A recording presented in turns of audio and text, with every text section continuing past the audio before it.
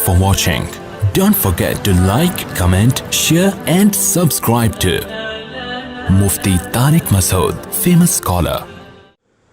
لیکن اس حدیث میں بات آ گئی ہے تو ایک دلچسپ بات کیا ہے، آپ نے قیامت کی پہلی علامت بتائی کہ باندی اپنے آقا کو جنے گی. یعنی لونڈی اور غلام سے جو بچہ پیدا ہوگا وہ ماں کا بیٹا کم اور ماں کا باپ بولو زیادہ، ماں کا مولا اور ماں کا آقا زیادہ ہوگا. غلام کی مثال نہیں دی کیونکہ غلام مرد ہوتا ہے نا، اس پہ تصرف تھوڑا سا پھر بھی کم ہوتا ہے، یعنی وہ آپ کی ملکیت میں ہوتا ہے لیکن اس پہ کنٹرول کم ہوتا ہے کیونکہ آدمی ہے. جب عورت آپ کی ملکیت میں ہوتی ہے لونڈی، اس پہ وہ تو کمزور ہے نا، اس پہ کیا ہوتا ہے آپ کا تصرف زیادہ. تو جو مکمل غلام اور باندی تھی وہ جب جنے گی جس نسل کو، تو ہونا تو یہ چاہیے تھا کہ جس نے جنا ہے اس کا مقام اونچا، لیکن جس کو جنے گی نا وہی اس پہ کیا کرے گا. یعنی ماں کا تو ایسا حق ہے نا، ماں کو تو ساری دنیا جانتی ہے نا کہ ماں نے کیسے گود میں پالا، کیسے جنا، اور لوگ ماں کے تانے دیتے ہیں نا. حضرت موسیٰ علیہ الصلاۃ والسلام نے جب حضرت ہارون کی داڑھی پکڑ کے کھینچی ہے نا، جب حضرت موسیٰ علیہ السلام کوہ طور پہ گئے تورات لینے، پیچھے بنی اسرائیل نے بچھڑے کی عبادت شروع کر دی. ہارون علیہ السلام کو نگران بنا کے گئے تھے کہ ذرا ان کی حفاظت کرنا، بڑے نالائق لوگ ہیں، دائیں بائیں نہ ہو جائیں. تو جب واپس آئے تو دیکھا کہ وہ کیا کر رہے ہیں، بچھڑے کی عبادت. تو حضرت موسیٰ کو سب سے پہلے غصہ کس پر آیا؟ حضرت ہارون پر. اپنے بھائی کی داڑھی پکڑ کے کھینچی کہ ما منعک اذ رأیتہم ضلوا، یہ گمراہ ہو رہے تھے، آپ نے روکا کیوں نہیں؟ تو حضرت ہارون نے کیا کہا؟ باپ کا واسطہ نہیں دیا بلکہ ماں کا. لا یبن اماں، اے میری اماں کے بیٹے، اے میری ماں کے بیٹے، کیونکہ یہ رشتہ فوراً سمجھ میں آتا ہے. ماں کا واسطہ کیونکہ محبت کی علامت ہے نا. ابا جو ہے نا وہ تربیت کے لیے اللہ نے بنائے، وہ محبت زیادہ ابا سے امیدیں نہیں لگایا کریں. ابا کی ایک الگ ویلیو ہے، محبت بہت زیادہ کرتے ہیں ابا، لیکن وہ جتلاتے نہیں ہیں. وہ کہہ رہے ہیں تمیز سے زیادہ لاڈ پیار دکھاؤ گے نا ابا، یہ ہو گیا تمیز سے بیٹھ وہاں جا کے آرام سے، ٹھیک ہے نا. جو بات ہے ادب تمیز، ماؤں کو زیادہ ادب تمیز نہیں، ماؤں کو لاڈ چاہیے ہوتے ہیں. تو اس لیے ابا محبت تو بہت کرتے ہیں لیکن وہ آسانی سے سمجھ میں نہیں آتی کیونکہ تعظیم اس پہ غالب ہوتی ہے. اماں کی محبت 2 منٹ میں سمجھ میں آ جاتی ہے. تو جب بھی واسطہ دیا جاتا ہے کس کا؟ اماں کا. تو حضرت ہارون بھی واسطہ کس کا دے رہے ہیں کہ بھائی ایک ہی ماں کے ہم دونوں اولاد ہیں، آپ اتنی سختی تو نہ کریں نا، ماں کا واسطہ دے رہا ہوں آپ کو، یبن اماں، اے میری اماں کے بیٹے.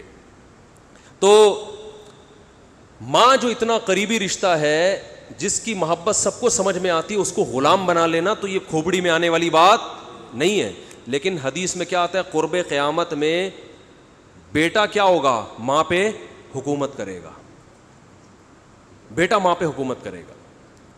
تو ہونا تو یہ چاہیے تھا کہ جو جنے، وہ جس کو آپ جن رہے ہیں وہ گویا ایک قسم کی لونڈی غلام ہو، ماتحت ہو، لیکن الٹا حساب ہو رہا ہوگا. تو یہ بھی پتہ چل رہا ہے کہ ادب مارکیٹ سے کیا ہونا شروع ہو جائے گا؟ شارٹ. مطلب حدیث کا یہی ہے کہ چھوٹے جو ہے نا وہ بڑوں کی جگہ ہو جائیں گے اور بڑے. اور یہ خدا کی قسم آج اپنی آنکھوں سے میں دیکھ رہا ہوں، زیادہ تر لبرل لوگوں کے گھروں میں دیکھ رہا ہوں، دیندار گھروں میں کم.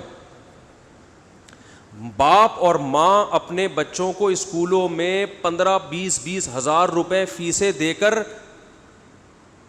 بدتمیز بنا رہے ہیں باقاعدہ پیسوں کے ذریعے. یعنی اسکولوں میں پڑھا رہے ہیں، ماڈرن اسکول ہیں اور بہت ہی ماڈرن قسم کے اسکول جن میں مذہب نہیں ہے. بچہ انگلش بہت اچھی بول لیتا ہے اور ٹھیک ٹھاک فیسیں دے کے کیا کر رہے ہیں؟ اپنی نافرمانی پیسے دے کے سکھا رہے ہیں. آج بھی میرے پاس ایک کیس آیا، کسی کو نہیں پتا چلے گا کس کی بات ہو رہی ہے. ایک صاحب نے کہا میں نے اپنی بچی کو ایڈمیشن کروایا، میں 20 ہزار روپے فیسیں دے رہا ہوں اور وہ چرس پی رہی ہے، وہ پتہ نہیں کتنے لڑکوں سے دوستیاں لگا رہی ہے. تعلیم کو فوکس کرنے کے چکر میں تہذیب کا بیڑا غرق کر دیا. یعنی گویا کہ پیسے دے کے باقاعدہ کیا کیا جا رہا ہے؟ اپنے بچوں کو خراب کیا جا رہا ہے.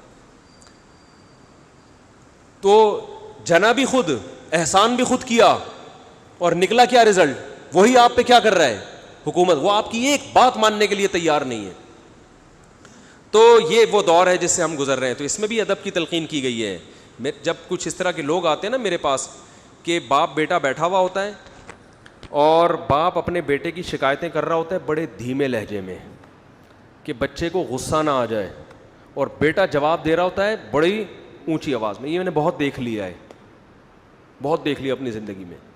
اس سے مجھے فوراً وہ حدیث یاد آتی ہے کہ اس کو باپ ہونا چاہیے اور اس کو بیٹا. باپ کو یہ ڈر لگتا ہے کہ یار اب میری اولاد ہے, یار میں کوئی اونچی آواز سے وہ سخت ایک دم میٹر نہ گھوم جائے.